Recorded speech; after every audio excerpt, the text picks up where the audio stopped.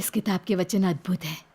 धर्म में तो इसे पढ़ने या सुनने का मौका भी नहीं मिलेगा। सचमुच ऐसा ही है। परमेश्वर का धन्यवाद। ये सभी वचन वाकई सत्य हैं और ये पवित्र आत्मा के कथन लगते हैं। परमेश्वर का धन्यवाद। हालांकि कुछ बातें साफ नहीं हैं। कौन सी बातें? बाइबल के मुताबिक प्रभु यीशु एक बादल पर लौट कर आएंगे, पर चमकती पूर्वी बिजली की गवाही है कि देहधारी परमेश्वर प्रकट हो गए हैं। हम इसे ठीक से समझ नहीं पा रहे हैं। कृपया इस बारे में संगति करें। बताइए। हाँ, ठीक है बहन। धार्मिक लोग मानते हैं प्रभु बादल पर सवार होकर लौटेंगे, जो बाइबल में की गई भविष्यवाणी के अनुरूप है। लेकिन प्रभु यीशु ने इस बारे में अलग अलग बातें कही थी। हमें उनमें से केवल एक बात पता है, लेकिन वो प्रभु यीशु की इच्छा से मेल नहीं खाती है। आप ही की तरह मैं भी मानती थी कि जब प्रभु यीशु लौटेंगे तो वे बादल पर उतरेंगे। लेकिन सर्वशक्तिमान परमेश्वर की कलीसिया के भाई बहनों की संगति से आखिरकार मैं समझ गई कि यह भविष्यवाणी प्रभु के बादलों पर लौटने की नहीं, बल्कि गुप्त रूप से धरती पर देह धारण की है, जैसा कि प्रभु यीशु ने कहा था।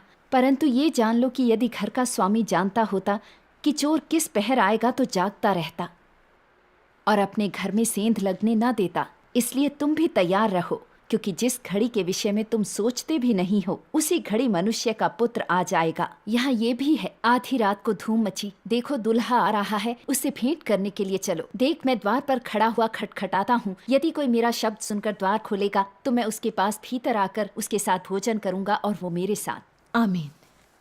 कहते हैं चोर के समान आता हूँ, मतलब प्रभु चुपचाप खजाने की चोरी करने आएंगे और हर किसी को न तो पता चलेगा, ना ही हर कोई उन्हें देख पाएगा। जो परमेश्वर की वाणी को सुनती और उन्हें स्वीकार करती हैं, सिर्फ ऐसी बुद्धिमान कुंवारियां ही प्रभु का स्वागत कर पाएंगी। परमेश्वर के सिंहासन के सामने उठाई जाएंगी और मेमने के भोज में शामिल होंगी। प्रभु यीशु ने ये भविष्यवाणियां भी की थी, क्योंकि जैसे बिजली आकाश के एक छोर से कौंधकर आकाश के दूसरे छोर तक चमकती है, वैसे ही मनुष्य का पुत्र भी अपने दिन में प्रकट होगा। परंतु पहले अवश्य है कि वह बहुत दुख उठाए और इस युग के लोग उसे तुच्छ ठहराएं।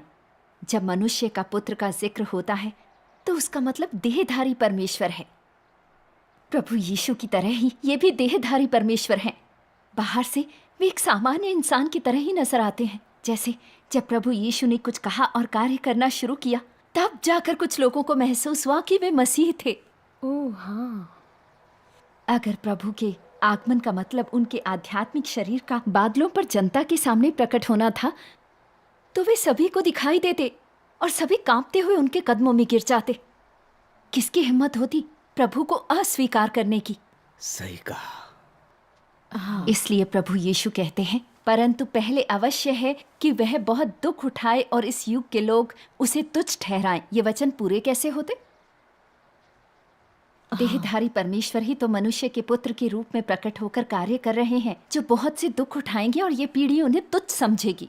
हाँ, बिल्कुल वैसे ही जैसे प्रभु यीशु जब प्रकट होकर अपना कार्य कर रहे थे, तब पादरियों और फरीसियों ने उन्हें देहधारी परमेश्वर नहीं माना, उनका विरोध तक किया, यहाँ तक कि उन्हें क्रूस पर भी चढ़ा दिया। ये बात हम सभी को साफ तौर पर पता है। हाँ, सही कहा। वाह, प्रभु की ये भविष्यवाणी कितनी साफ है। एकदम साफ है कि प्रभु मनुष्य के रूप में उतरेंगे और उन्हें दुख उठाना पड़ेगा और लोग उन्हें तुच्छ ठहराएंगे। क्या इसका अर्थ देहधारी परमेश्वर से नहीं? हाँ, बिल्कुल है। हमने प्रभु यीशु की ये भविष्यवाणी कई बार पढ़ी है, पर हमें इसे ये ज्ञान नहीं मिला। बिल्कुल सही। प्रभु की तो सभी भविष्यवाणियां रहस्य हैं, जिन्हें हम नहीं समझ सकते। अगर सर्वशक्तिमान परमेश्वर का प्रकटन और कार्य ना होता तो हम प्रभु यीशु की भविष्यवाणियों को कभी समझ नहीं पाते। हाँ, आपने जिन अंशों की संगति की है उसे मैं कई बार पढ़ चुकी हूँ, फिर भी लगता है पढ़ा ही नहीं है। मगर आज की संगति से लगा जैसे कि मेरा तो दिल ही रोशन हो गया। प्रभु यीशु की भविष्यवाणियां पूरी हो रही हैं। हाँ, प्रभु की वापसी देह रूप में सबके सामने प्रकट होने से हुई। वाकई। बहन, आपने एकदम सही कहा। प्रभु यीशु लौट आए हैं। वे देहधारी सर्वशक्तिमान परमेश्वर ही हैं। ये किताब वचन देह में प्रकट होता है जो आप पढ़ रही हैं, इसे सर्वशक्तिमान परमेश्वर ने व्यक्त किया है। यही चमकती पूर्वी बिजली का धर्म है और यही राज्य के युग की बाइबल है। कितना अद्भुत है। इसके वचनों को पढ़ने पर आपको एहसास होगा कि यही सत्य और परमेश्वर की वाणी है। ये सच है। विभिन्न धर्मों और संप्रदायों की कई लोगों ने सुना है कि सर्वशक्तिमान परमेश्वर के वचन सत्य हैं, कि वे परमेश्वर की वाणी हैं। तो वे सभी उनकी ओर मुड़ गए और उन्होंने स्वर्ग के राज्य के भोज में भाग लिया है। बहुत बढ़िया। अंत के दिनों में सर्वशक्तिमान परमेश्वर का सत्य की अभिव्यक्ति और न्याय का कार्य मानव जाति को पूरी तरह से शुद्ध करके बचाने और मसीह के राज्य में ले जाने के लिए है। परमेश्वर का धन्यवाद। जिन लोगों ने अंत के दिनों के सर्वशक्तिमान परमेश्वर के कार्य को स्वीकार कर लिया है, वे सभी बुद्धिमान कुंवारियां हैं। इन्हें उम्मीद है तबाही से पहले परमेश्वर इन्हें पूर्ण करेंगे, विजेता बनाएंगे और ये उनके राज्य की प्रजा बनेंगे। परमेश्वर का धन्यवाद। विजेताओं का समूह बनाने के बाद परमेश्वर धरती पर प्रलय लाएंगे, अच्छों को इनाम देने और दुष्टों के नाश का कार्य शुरू करेंगे। प्रलय के बाद वे बादलों पर खुले रूप से सबके सामने प्रकट होंगे। फिर प्रकाशित वाक्य की ये भविष्यवाणी कि देखो वो बादलों के साथ आने वाला है, हर एक आंख उसे देखेगी, वरन जिन्होंने उसे बेधा था वे भी उसे देखेंगे और पृथ्वी के सारे कुल उसके कारण छाती पीटेंगे। पूरी तरह पूर्ण हो इस जाएगी। प्रकार ये वचन पूरे होंगे। अगर वे लोग जो केवल प्रभु के बादलों के साथ आने का इंतजार कर रहे हैं सर्वशक्तिमान परमेश्वर के कार्य को नहीं अपनाते, अभी भी अंत के दिनों के मसीह का विरोध करते हैं, वे आपदाओं का शिकार बनकर पछताएंगे। सर्वशक्तिमान परमेश्वर कहते हैं, जब तुम लोग यीशु को एक श्वेत बादल पर स्वर्ग से उतरते हुए अपनी आंखों से देखो तो यह धार्मिकता की सूर्य का सार्वजनिक प्रकटन होगा। शायद वह तुम्हारे लिए एक बड़ी उत्तेजना का समय होगा, मगर तुम्हें पता होना चाहिए कि जिस समय तुम यीशु को स्वर्ग से उतरते हुए देखोगे तो यही वह समय भी होगा जब तुम दंड दिए जाने के लिए नीचे नरक चले जाओगे।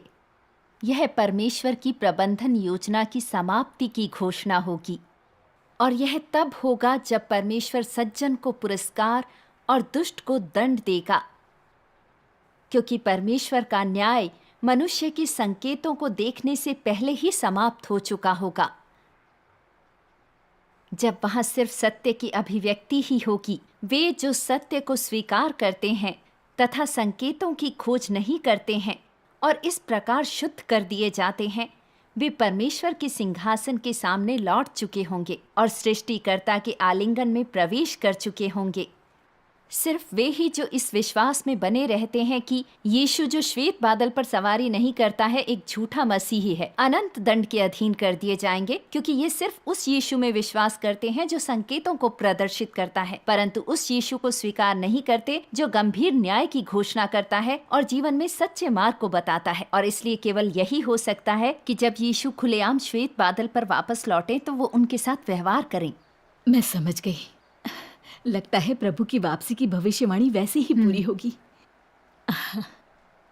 पहले हम पादरी और एल्डर्स की बातों पर अंधा विश्वास करते थे कि प्रभु की बादलों पर वापसी की भविष्यवाणी सही है। हम बेवकूफों की तरह बादलों को ताकते रहते थे और सोचते थे कि इस तरह हम स्वर्ग के राज्य में प्रवेश कर सकते हैं। वाकई प्रभु के गुप्त अवतरण की भविष्यवाणी को अनदेखा कर दिया। हम तो हमेशा बाइबल की भविष्यवाणी को पढ़ा करते थे, तो इस बात को क्यों नहीं समझ पाए? सही कहा। हाँ।